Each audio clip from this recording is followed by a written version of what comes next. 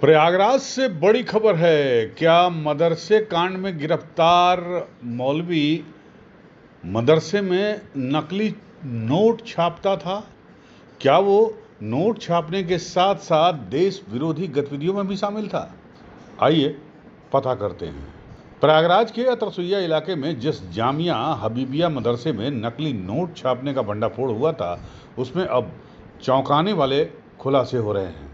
जिस दिन पुलिस ने मदरसे के प्रिंसिपल तफसीरुल अरिफिन के कमरे की तलाशी ली थी, उस दिन उसके कमरे में पुलिस को कई आपत्तिजनक किताबें मिली थी। जहरीली किताबें, जिसमें भारत देश के खिलाफ जहरीली बातें लिखी गई थी, संघ के खिलाफ जहरीली बातें लिखी गई थी। जिस किताब को पुलिस ने बरामद की है, उसमें संघ यानी आरएसएस के बारे में भी काफ़ी आपत्तिजनक चीज़ों को लिखा गया है।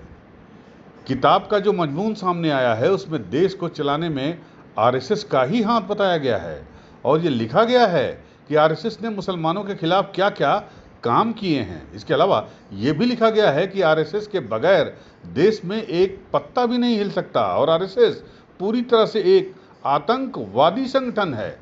किताब सामने आने के बाद मदरसे में खुफिया विभाग की टीम और पुलिस एक बार फिर से पहुंची है और मदरसे के इंतजामकार से एक लंबी पूछताछ की गई।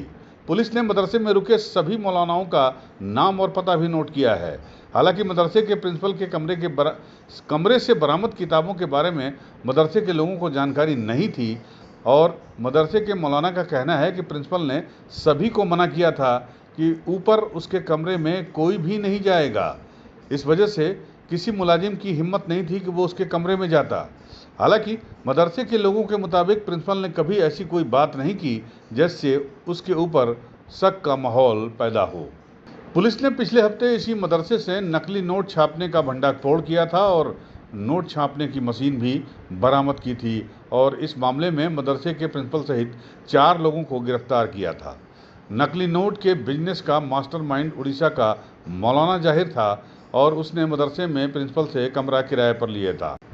ये भी बड़ी खास बात है कि प्रिंसिपल भी उड़ीसा का ही है। दोनों ने मिलकर नकली नोट का धंधा मदरसे में शुरू किया था। अब प्रिंसिपल के कमरे से आपत्तिजनक और भड़काऊ पुस्तक मिलने से मामला फिर सुर्खियों में है। पुलिस कोर्ट में रिमांड की अर्जी दाखिल करके आरोपियों की रिमांड लेकर पूछताछ करने की तैयारी में है, जिससे ये पता चलेगा कि उड़ीसा के दोनों मौलाना आखिरकार किस मकसद से प्रयागराज पहुंचे थे और उनके दिमाग में हमारे देश यानी भारत को लेकर क्या चल रहा था। क्या दोनों मौलाना किसी कट्टरपंथी या आतंकवादी विचारधारा वाले संगठन से तो नहीं जुड़े थे? अब प्रयागराज की पुलिस इन सभी सवालों के जवाब ढूंढने में लगी है। किस ताल्लुक से बात नहीं आई? कल आए थे, पहले दिन आए थे जी। उनको सब वो लेके गए थे जी। 2 आदमी को, एक वो हमारे मोहतमिम भी थे, उनको जी जी शक के बिना पे उनको ले गए थे, लेकिन ऐसा कोई है नहीं। बताया गया था ना कि नकली नोट कुछ लोग ऊपर छाप रहे थे। हाँ, बताया गया जी जी। तो आपको इसकी जानकारी थी क्या कुछ? आप नहीं, कुछ नहीं। जी ऊपर असल में सब उनकी फैमिली रहती है और मोहम्मद तफसीरुल आरिफीन जो हैं, जी जी उनकी अम्मा हाँ हाँ हाँ। ऊपर रहती हैं अच्छा। और यही दोनों आदमी रहते थे और तीसरा कोई नहीं रहता था और कोई जाता भी नहीं था ऊपर। जी आप सबको मना था। आप किस उस पर हैं, पद पर हैं? मैं क्लर्क हूँ अच्छा जी। तो अभी ये कहा जा रहा है कि मदरसे से एक किताब मिली है जो SM मुशर्रफ जो पुलिस IG साहब हैं, उन्होंने लिखी थी। उसमें लिखा हुआ है कि आरएसएस देश का सबसे बड़ा आतंकवादी संगठन है। इस तरह की किताबें कुछ मिली है मदरसे? नहीं, ऐसा कुछ नहीं है। आपकी जानकारी में नहीं है? नहीं। अच्छा तो क्या होता था ऊपर? जी, ऊपर क्या होता था? ऊपर मुझे हम लोगों को कुछ मालूम ही नहीं, ऊपर जाते ही नहीं। यूपी न्यूज़ 9 के लिए प्रयागराज से बिमल कुमार की एक्सक्लूसिव रिपोर्ट।